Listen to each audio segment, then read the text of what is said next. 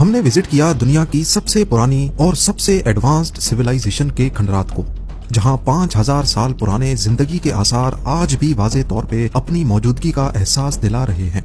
उस जमाना कदीम में इतनी शानदार टाउन प्लानिंग देखकर इंसानी दिमाग दंग रह जाता है। जिस जमाने में एंशिएंट इजिप्शियंस अपने फेरोज की पूजा करने में मसरूफ थे, उसी जमाने में ये पक्के घर ना सिर्फ पक्के बल्कि डबल स्टोरी घर, अटैच और public bathrooms, modern jacuzzi style के water proof pools, roads, sewerage system और नई टेक्नोलॉजी बनाने में मसरूफ थे। पर जानना यह है कि ये सब आखिर दुनिया के इस कोने में कैसे किया जाता था। हम किसी और की नहीं, मोहनजोदड़ो की बात कर रहे हैं।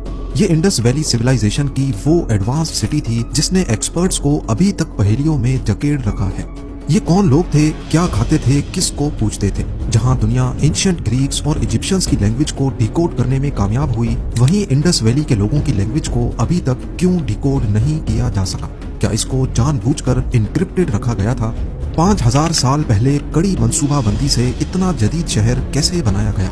उस दौर में इंडस वैली सिविलाइजेशन का 4000 किलोमीटर दूर एंशिएंट इजिप्शियंस के साथ कौन सा सीक्रेट कनेक्शन था? और सबसे बढ़कर इतना सब कुछ होने के बावजूद भी ये लोग कहाँ चले गए? नाज़रीन, ये बात है दिसंबर 1922 की, जब Indian archaeologist R.D. Banerjee waste India में मौजूद इंडस रिवर के किनारे शिकार पर निकले थे।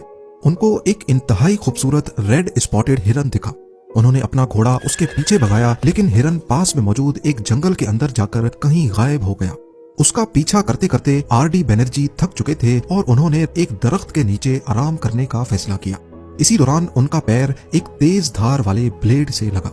पहली नजर में ये नॉर्मल पत्थर लग रहा था, लेकिन मुआयना करने पर मालूम पड़ा कि ये 4500 साल पहले ब्रॉन्ज एज में इस्तेमाल होने वाला एक फ्लिंट स्क्रैपर था। उस वक्त ये ब्लेड जानवरों की खाल उतारने या मुख्तलिफ चीजों को काटने के लिए इस्तेमाल किया जाता था। इस गुंजान जंगल के बीच से फ्लिंट स्क्रैपर का मिलना R.D. बैनर्जी के लिए काफी हैरत का बायस बना। लिहाजा उन्होंने इस जगह को इन्वेस्टिगेट करना शुरू किया। इतने में बैलगाड़ी पे एक लोकल शख्स आया और जंगल के एक हिस्से में से कुछ सामान निकालकर बैलगाड़ी में लोड करने लगा। उन्होंने देखा कि ये बनी बनाई ईंटें यानी ब्रिक्स थीं, जो वो अपने घर में इस्तेमाल करने के लिए लेके जा रहा था।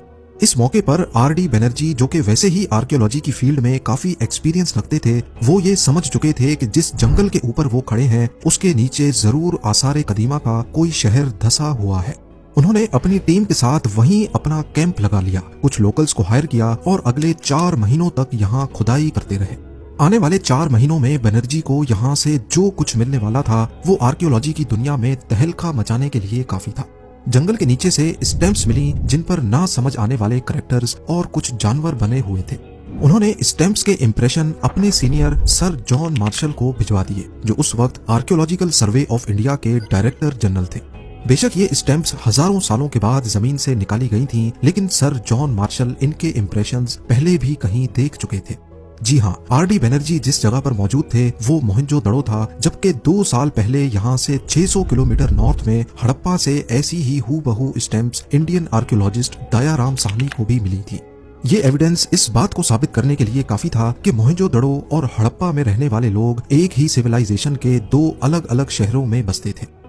शुरुआत में इसको हड़प्पन सिविलाइजेशन का नाम दिया गया, लेकिन वक्त के साथ साथ आर्कियोलॉजिस्ट को इस सिविलाइजेशन के दूसरे छोटे बड़े गांव मिलना शुरू हुए। इनमें से ज्यादातर इंडस रिवर के किनारे पाए गए। यही वजह थी कि बाद में इसको इंडस वैली सिविलाइजेशन का नाम दिया जाने लगा। लेकिन इंडस सिविलाइजेशन सिर्फ इंडस वैली तक ही महदूद नहीं थी। बलूचिस्तान में मकरान के कोस्ट से लेकर ईस्टर्न अफगानिस्तान, यमुना रिवर और गुजरात से लेकर नॉर्थ पाकिस्तान में भी इंडस सिविलाइजेशन के निशानात पाए गए हैं। कुल मिलाकर इस पूरे एरिया में इंडस